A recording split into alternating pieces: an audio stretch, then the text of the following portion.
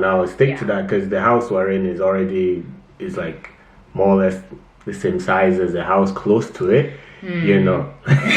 He's lying. But anyway. Hi guys, welcome back to our channel. It's your girl Kay. Your boy Didi. Welcome. If you're new to the channel, make sure you subscribe, and if you're a returning subscriber, welcome and thank you for joining us. In today's video, we're basically going to be talking about how we lost out on our dream house. So we lost our bid, and this topic kind of came about based on like our previous video, which was on interest only versus capital repayment plans.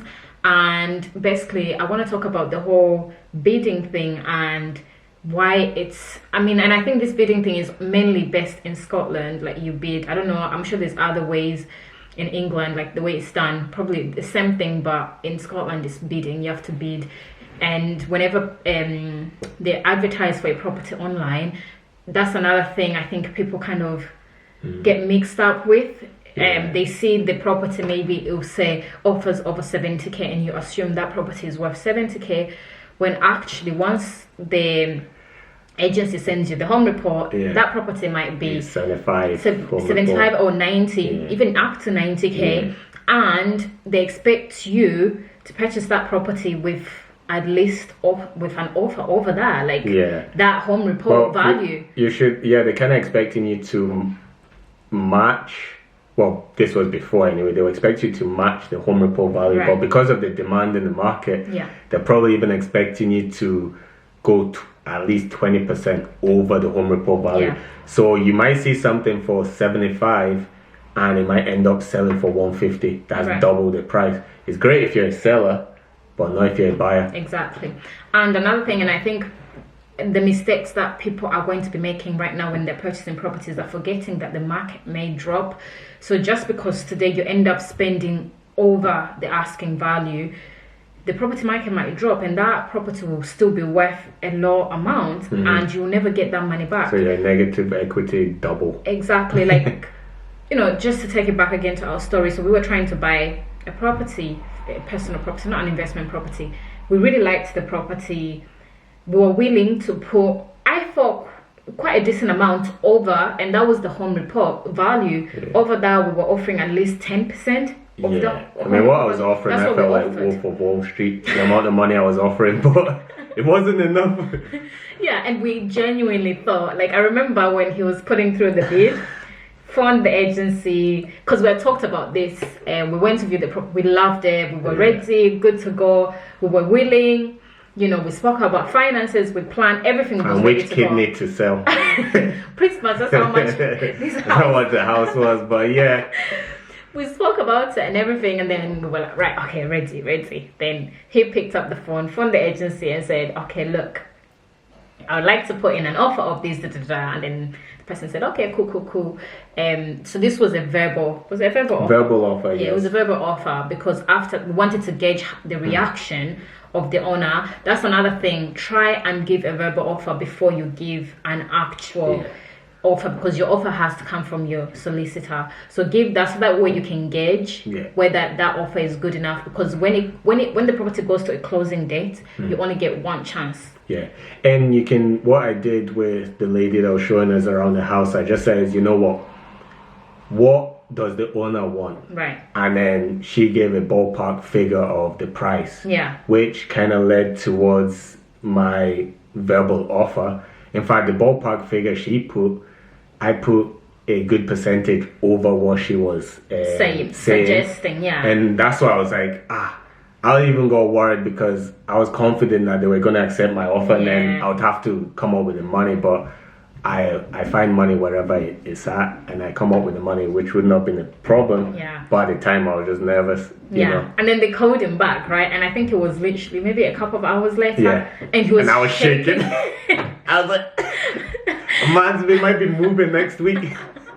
He was literally shaking, right? And then that's when they broke the news to him, and basically said, no, somebody else. Fam. The offer that somebody gave was way higher than what we were offering, which and it was ridiculous. It was a cash buyer as well. Buyer, so I need to find them and make them my friend. But yeah, it was extremely painful, quite upsetting actually.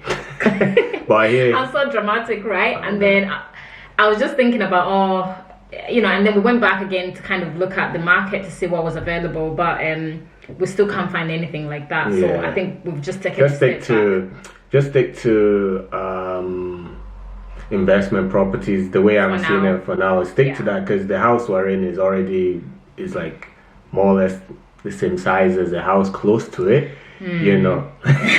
He's lying. But anyway, what I'm saying is I'm very happy with it. We're happy, until we can find something. So there's no rush with moving or anything. And plus, the one thing I forgot as well was the stamp duty on that. The stamp duty. The money I was offering was already enough, but the stamp duty you have to pay in 2 weeks, and I would have needed to that property as well. And I would have needed to sell the one that we're in, which takes time. So things were kind of against us in terms of the time scale as well. So it worked out the way it worked out. Yeah, it wasn't meant to be. I think it just wasn't meant to be. That house wasn't meant for us.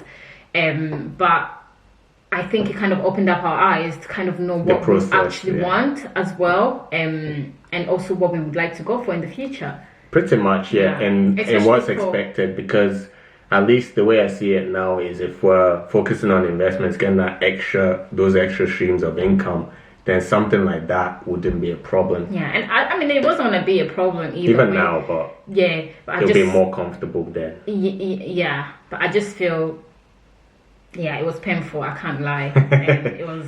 And to be honest, one paying on this, the mortgage would have actually not even been that much. But because of that, also we felt like, okay, gas. It makes sense, right? Because let's be real, like I didn't come here to struggle.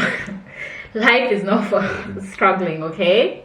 Life is to enjoy. And there, just to put things into perspective, over there our neighbors were 3 Bentegas, a Lamborghini.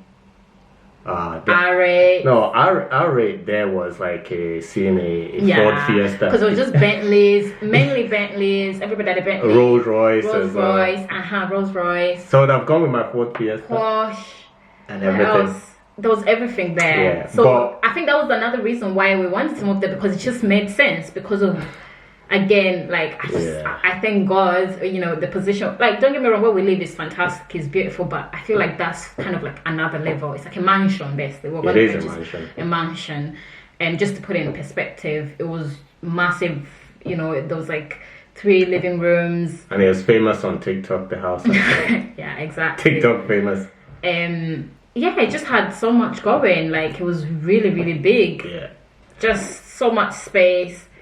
The front, when you have 2 front doors, when your doors open, you have 2 doors at the front. You've made it. And not 1 door, but 2. And your driveway is big enough to build another house on. Yeah. So. Well, to build even this house there, you could build it even at the back. Like, the back is extremely big, 3 massive. sections to it. But I think you're just fantasizing now. Let's yeah. But anyway, so the point of the video is it's the process that we learned, and within that is just when you see the price of something, ask for the home report, see the home report value, and within the home report they actually break down the condition that the house is in, which is something you should also look at. Although the house was big and stuff, but there was a couple of things, it's kind of like dated. It would have needed some modernization, some money put into it. So that's things I was considering as well with my offer. My offer. Yeah. What I offered was actually less than what I could have actually offered up to. But the reason for that was because I saw there would have been some modernization. 100%. I needed money. Yeah. So don't just get gas because you see. That's why I didn't leave Kate to do all the thing. If it was up to her, I should be like, okay, but take my millions. Yeah, but I had to look at what needed to be done around the house, and money needed to be spent on that. So that's things that you need to consider with it, and also go with that up to about 20% over the home report value to be comfortable. Well, I think offer what you think the property is worth. Exactly. Yeah. That's what I'm saying in a way, but within your budget. Within, because for me, that's what I can say. And if you're selling a property to purchase another property, my advice to you is try and sell the property first. Go live somewhere. You're going to be homeless for a while.